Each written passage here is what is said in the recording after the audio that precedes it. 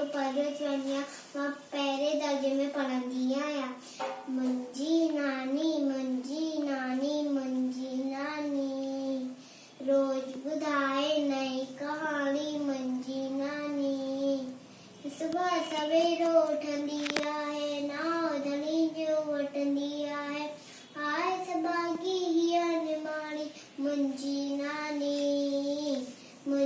नानी घरदी राणी। मुंहिंजी नानी सभु सां मिठड़ो बोले थी, राज अंदर जा खोले थी।